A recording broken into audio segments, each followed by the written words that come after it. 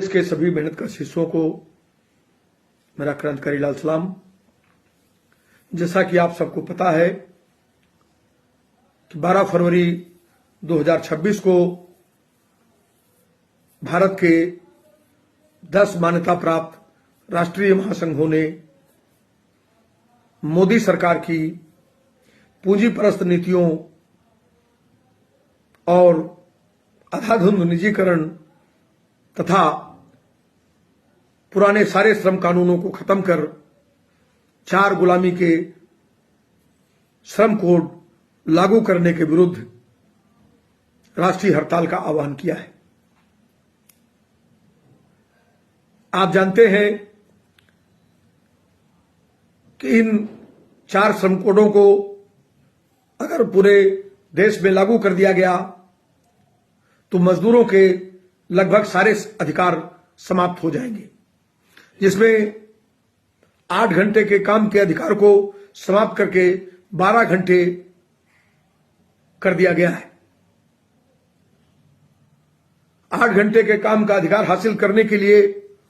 असंख्य कुर्बानियां इतिहास के पन्नों में दर्ज हैं और भारत की सरकार ने पूंजीपतियों के दबाव में हमारे उस अधिकार को एक पल में छीन लिया। खास तौर से कामकाजी महिलाओं के लिए ये 12 घंटे के काम का बोझ बहुत भयावह साबित होने वाला है, क्योंकि 12 घंटे काम के 4 घंटे परिवार के 16 घंटे, 2 घंटे निजी जीवन के 18 घंटे, तो सोना कब, खाना कब, आराम कब, तो जीवन हराम। इसी तरह यूनियन बनाने के अधिकार को कमतर करने, हड़तालें करने के अधिकार को कमतर करने सहित नौकरी की परिभाषा को बदल देने का भी काम इन श्रम कोडों के जरिए किया गया है, जिसमें संविदा और आउटसोर्सिंग, संविदा को भी खत्म करके एक तरह से सिर्फ आउटसोर्सिंग को ही बढ़ावा देने और उसी दिशा में आगे बढ़ने का इस कानून में इंतजाम किया गया है। हायर एंड फायर के तहत, टर्म एम्प्लॉयमेंट के तहत नौकरी है और नौकरी नहीं भी है, और सारी सामाजिक सुरक्षाओं से सरकार ने पल्ला छुड़ा लिया है। किसी भी तरह की कोई कार्मिक जिम्मेदारी सरकार के कंधों पर नहीं होगी और इस तरह पूरे के पूरे मजदूरों को उन्होंने पूंजीपतियों के दया और उनकी कृपा के हवाले कर दिया है। हमें समझना और जानना चाहिए कि उन्होंने मनुस्मृति का हवाला देते हुए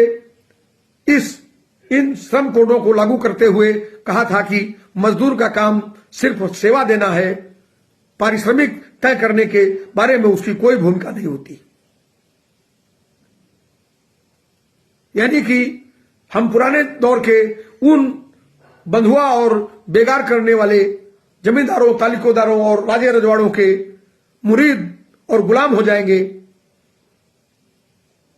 यह कानून हमको उस दिशा में ले जा रहा है। इसी तरह पूरे देश के सरकारी संस्थानों की अंधाधुंध बिक्री, सार्वजनिक क्षेत्र का पूरी तरह से निजीकरण, चाहे वो शिक्षा के क्षेत्र में हमारे विश्वविद्यालय हो, चाहे हमारी बैंकें हो, चाहे हमारा बीमा हो, हमारी अन्य तमाम राष्ट्रीय संपत्तियां और संस्थाएं हो, हमारा जंगल हो, हमारी जमीन हो, हमारा मिनरल हो, हमारे पहाड़ हो, सब कुछ निजी पूंजीपतियों के हवाले किया जा रहा है। और एक तरह से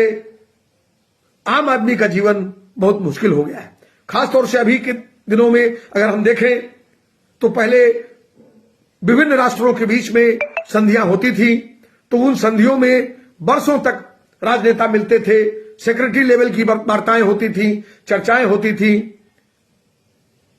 कागजों के आदान प्रदान होते थे, सौदेबाजियां होती थी। लेकिन अभी के दौर में क्या समय आ गया है कि हमारे देश के प्रधानमंत्री टेलीफोन पर डील करके अपने पूरे कृषि क्षेत्र को अमेरिका के सामने खोल देते हैं। एक तरह से घुटने में बैठ करके किसानों ने पिछले दिनों जो जान दे करके देश का कृषि क्षेत्र बचाया था, इन्होंने घुटने के बल बैठ करके अमेरिका के हवाले कर दिया है। भारत का कुल व्यापार $800 बिलियन का है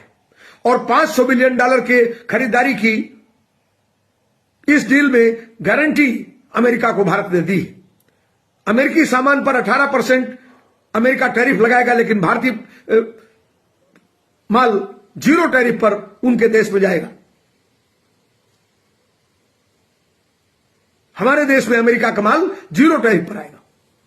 और हमारा माल उनके देश में 18% टैरिफ पर जाएगा। और हमारे देश के प्रधानमंत्री और पूरी की पूरी भाजपा सरकार, संघ परिवार, चाहे वो श्रम कोडों को लागू करने का सवाल हो, श्रम कानूनों को खत्म करने का सवाल हो, मजदूरों के अधिकारों को छीनने का सवाल हो, या किसान विरोधी, जन विरोधी ट्रेड डील का सवाल हो, या इस देश के अंदर सरकारी संसाधनों, खनिज, वनस्पति, जल, थल, नभ सब कुछ बेच डालने का सवाल हो, पूरी तरह से धुंधुभी लेकर के प्रधानमंत्री और उनकी सरकार के पीछे खड़ी।